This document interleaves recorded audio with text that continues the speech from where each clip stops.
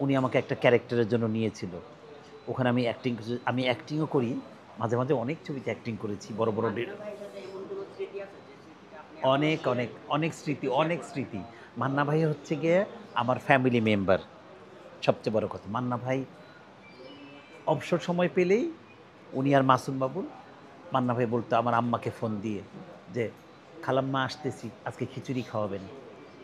চিংড়ি মাছ আর ইয়া কি বলে খিচুড়ি খাওয়াবেন।" মান্না ভাই চলে আসতো।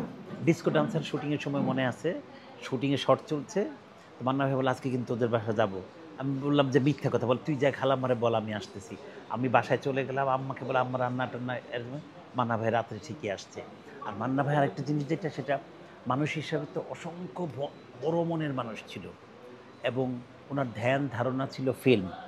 পুরো ফিল্ম নিয়ে উনার ধ্যান ধারণা। আর মান্না ভাই হচ্ছে গিয়ে প্রত্যেক রোজায় আমি বলি রমজান মাসে উনি যখন ইসে থাকতো এই যে পরিবাগে থাকতো। পরিবাগে থাকতো না সরি ডিওএইচএস যখন চলে গেলো তখন মান্না ভাই অফিস আমাকে ফোন দিত, "কই তুই?" আমি "তুই একটু বেলি রোড আয়।" ওই বেলি রোড মানে কি যে ফখরুদ্দিন বাবুর্চির এখানে আয়। তা আমি যেতাম, উনিও আসতেন ওই টাইমে। আসার পরে উনি উনার বাসার জন্য ইফতার-টিফতার নিত প্লাস আমার বাসার জন্য ইফতার দিয়ে দিত। অসংখ্য দিন রমজান মাস আসলে আমি এই কথাটা খুব ফিল করি মান্না ভাইয়ের। যে আমার বাবা-মাকে অসংখ্য ভালোবাসতো। আমার বাবা তো মেকানিক্যাল ইঞ্জিনিয়ার ছিল। পরবর্তীতে আমার বাবা একটু হুজুর দাড়ি-টাড়ি রাখতো। কিন্তু মান্না ভাইয়ের সঙ্গে গল্প করতে বসলে আমার বাবা পুরনো ছবি আগে মান্না ভাই আমার বাবাকে বলতো যে, "আঙ্কেল ওই ছবিটা বলেন না, ওই ছবিটা বলেন।" পুরনো সব দিলীপ কুমারের ছবি, পুরনো, পুরনো আর্টিস্টদের কথা বলতো। এই মান্না ভাইয়ের নিজের ছবিতে আমি অভিনয় করেছি। লাল বাদশার ছবিতে। এছাড়াও অনেক ছবিতে আমি কাজ করেছি। তারপর মান্না ভাইয়ের লাস্ট আমি মান্না ভাইকে আর মৌসুমী আপুকে একটা ছবিতে ড্যান্স ডিরেকশন ছেড়েছে 'মায়ের মর্যাদা'। ওখানে একটি গান আছে। মৌসুমী আর হচ্ছে গিয়ে মান্না ভাইয়ের, মৌসুমী আপু মান্না ভাইয়ের। সেটা হচ্ছে ওই যে, "তোমার জন্য মরতে পারি গলায় ফাঁসি দিয়ে গাছে চইলা" তো এই গানটা। মান্না ভাইয়ের সাথে আপনি তো অনেক অসংখ্য কাজ করছেন। হ্যাঁ, আপনি স্মৃতি অনুযায়ী সবাই বলছে। এখন এই যে লাস্ট মান্না ভাই হুট করে মারা গেল আরকি। বাংলাদেশ পুরা থমকে গেল। হ্যাঁ। কেমনে এটা হলো?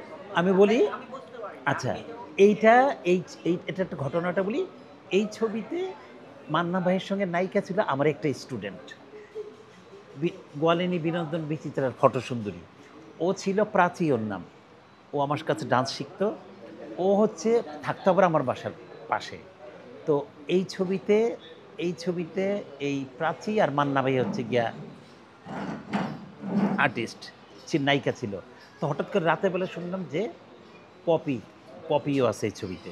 তো পপিকে ফোন দিল কারণ পপি তো আমার স্টুডেন্ট এবং আমার ম্যাক্সিমাম লোক জানে যে আমার আপন বোন। এখন পর্যন্ত অনেকেই জানে না যে আমার স্টুডেন্ট এরকম। তো এত ভালো রিলেশন। তো এই আমাকে আমাকে পপি ফোন দিল, "ভাইয়া কালকে মহরত চলে আসিস।" তা আমি বললাম যে, "আমি তো মহরতে দাওয়াত পেয়ে তুই আছিস?" বলে, "হ্যাঁ, আমি আছি।"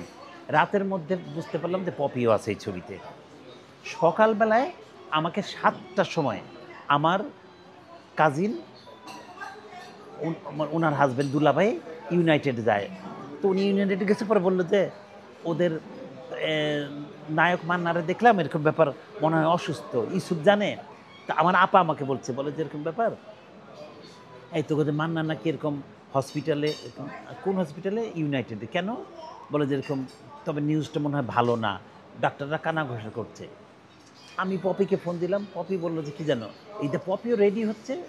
কয়টায় যাবি?" আমি বললাম, "11টায়।" বলে, "তাহলে আয় 11টায়।" এই কথাগুলির মধ্যে হঠাৎ করে আবার পপি ফোন দিচ্ছে, আমি ফোন দিচ্ছি। কেমন যেন একটা অবস্থা। পপি গেল এফডিসিকে দেখলাম থমথম সেটের মধ্যে কেমন যেন একটা অন্যরকম ব্যাপার। কানাঘষা চলছে। তারপরে আমি আর পপি ওখান থেকে বেরোলাম, বের আমরা চলে গেলাম ইউনাইটেডে। এই হচ্ছে গিয়া খুব বড় একটা যে ধাক্কা খেলাম বড় একটা। ধাক্কা মানে কি? অনেক, অনেক অনেক দুঃখ পেয়েছি।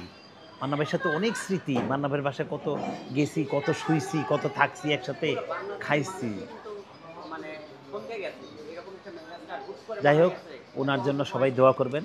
আল্লাহ যেন উনাকে বেহেশত নসিব করে। মান্না ভাই অনেক ভালো মনের মানুষ ছিল, অনেক ভালো মানুষ। উনার ধ্যান ধারণা সব ছিল হচ্ছে গিয়া ফিল্ম। আরেকজন ছিল আমাদের অত্যন্ত শ্রদ্ধেয় ব্যক্তি জসিম ভাই। উনারও সব সারাক্ষণ ফিল্ম। ফিল্ম নিয়ে চিন্তা ভাবনা করতো। দেখ, ওনাদের জন্য দোয়া করবেন এবং আমাদের যত সিনিয়র জুনিয়র যত আর্টিস্ট আমাদের মাঝ থেকে চলে গেছে সবার জন্য দোয়া চাই আমি, সবার জন্য দোয়া করবেন।